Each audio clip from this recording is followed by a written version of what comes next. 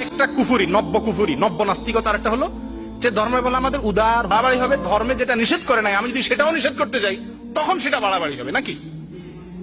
আজকে এরা এই কথা বলে শত শত মানুষকে বিভ্রান্ত করতেছে। আগে টিভিতে আমার সবচাইতে ঘৃণিত টিভি ব্যক্তিত্বদের ভিতরে একজন নুরুল কবির, চাবায় চাবায় কথা বলে। উনি কয়দিন আগে বাংলাদেশে দেখলাম ফতুয়া দিচ্ছেন যে যারা, উনি বলেন যে আমি যতটুকু জানি কোরআন আর হাদিসে কোথাও বলা হয় নাই যারা নবীকে গালি দিবে তাদের কোনো শাস্তি দিতে হবে, তাদের কোনো শাস্তি দেওয়া যাবে না, তাদের শাস্তি আল্লাহই দিবে। কি মুমিন মুসলমান চিন্তা করছেন? আল্লাহু আকবার, আল্লাহর প্রতি কি বিশ্বাস! যারা নবীকে গালিগালাজ করবে এদের সাইজ করবে আমার আল্লাহ। আর যত বিচার আছে যুদ্ধাপরাধ ইত্যাদি এগুলা সব আমার দায়িত্ব, যেগুলাতে আমার সুযোগ সুবিধা আছে আমি ইসলামে বাঁধ দিতে পারবো, যেসব বিচার দিয়া এইগুলো আমি করব।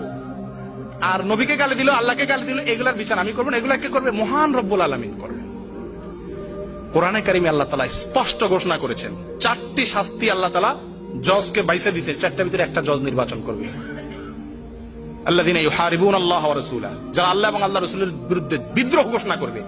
অমুসলমান হওয়া এক জিনিস, আপনার অমুসলমান হয়েছেন আপনারটা নিয়ে আপনি থাকেন, কিন্তু আপনি আল্লাহ এবং আল্লাহর রাসূলের বিরুদ্ধে যুদ্ধ ঘোষণা করলেন, গালিগালাজ করতেছেন, কটাক্ষ করতেছেন, তা আপনার বিরুদ্ধে আল্লাহ তাআলা 4টি শাস্তি রাখছেন। 1 নম্বর শুলে চড়িয়ে মৃত্যুদণ্ড, 2 নম্বর সাধারণ মৃত্যুদণ্ড, 3 নম্বর হাত পাও কাটা বিপরীত মুখ থেকে, 1 হাত 1 পাও, 4 নম্বর দেশান্তর করা।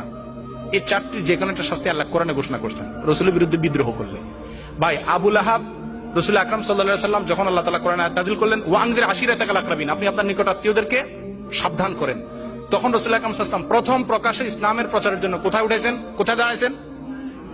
সাফা পাহাড়ের উপরে দাঁড়ায়া উনি বিভিন্ন গোত্রের নাম ধরে ডাকছেন, তোমরা আসো। সেখানে সবাই আসছে, তার ভিতরে আবু লাহাবও আসছে।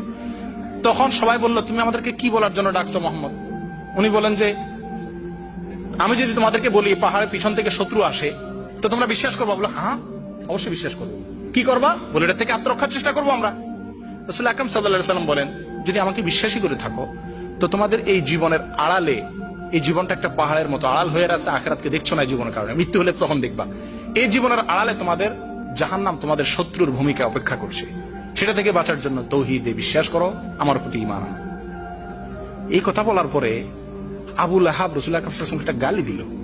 এটা বুখারী শরীফে আসছে, তাব্বান লাকা সাইরাল ইয়াউম আলিহাযা জামাআতানা, এই কথা বলার জন্য আমাদেরকে আনছো, ধ্বংস হও। রাসূল সাল্লাল্লাহু বদদুয়া দিয়ে কি বলল? তুই ধ্বংস হও।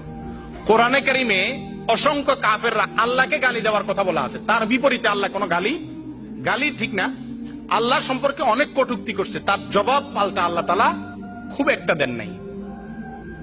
রাসূল আকরাম সাল্লাল্লাহু আলাইহি ওয়াসাল্লাম সম্পর্কে একবার মাত্র আবু লাহাব বলছিল তুমি ধ্বংস হও, সঙ্গে সঙ্গে আল্লাহ তাআলা সূরা তাব্বাত ইয়াদা নাযিল করে বললেন, তাব্বাত ইয়াদা আবু লাহাব ওয়া তাব, আবু লাহাব নিজে তার 2 হাত ধ্বংস হোক। শুধু এই বদদুয়া করেন না, এটাকে কোরআনের অংশ করে দিয়েছেন। 16 কোটি মানুষ কিয়ামত পর্যন্ত এই তাব্বাত ইয়াদা যতবার পড়বে ততবার আবু লাহাবের উপরে কি হবে?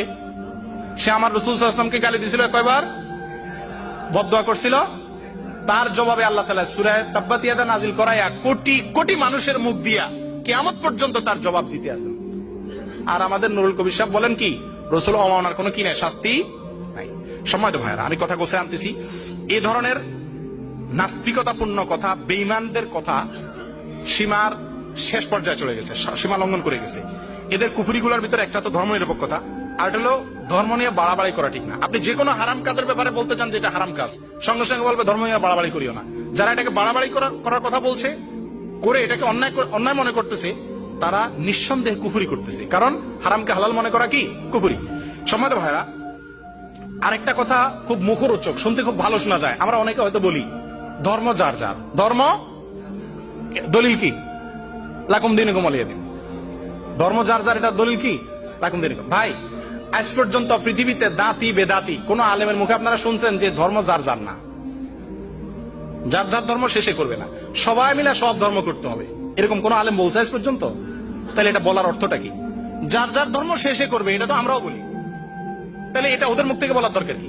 এটা ওরা একসময় এটা বলতো, গত পূজাতে এবং বিভিন্ন অনুষ্ঠানে রাষ্ট্রের সর্বোচ্চ, সরকারের সর্বোচ্চ পর্যায়ে থেকে বলা হয়েছে কি, দুর্গা পূজায় সবাই একাত্ম হয়ে গেলে ধর্মনিরপেক্ষ বাংলাদেশ গড়া যাবে।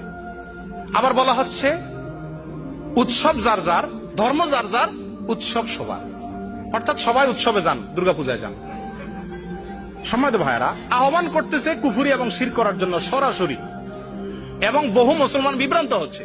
টেলিভিশন আলাদা, ওই পূজা অনুষ্ঠানে যদি 3টা টুপিওয়ালা মানুষ যায়, তো ওইগুলোর কাছে ক্যামেরাটা নিয়ে বলবে আপনার কাছে কেমন লাগছে, সে বলবে আমার কাছে খুব ভালো লাগছে, সবাই আমি আসার আহ্বান করতেছি। এই যে চক্রান্ত ইসলামের বিরুদ্ধে, এই যে ষড়যন্ত্রগুলো, এগুলোর একটা মুখরোচক বক্তব্য হলো ধর্ম যার যার, ধর্ম নিয়ে বাড়াবাড়ি করা ঠিক না। এটা বাড়াবাড়িটা কারে বলে? আল্লাহর আইন লঙ্ঘন করবা, আমি সেটার বিরুদ্ধে বলবো, এটা বাড়াবাড়ি বলে? কোনটা বাড়াবাড়ি আর কোনটা সঠিক, এটার ফতোয়া দিবে ওলামা একরাম। কিন্তু আজকে ফতোয়া দিচ্ছে কে? নাস্তিক এমপিরা, নাস্তিক টিভি টক শোরা, হিন্দুরা, তারা ফতোয়া দিচ্ছে।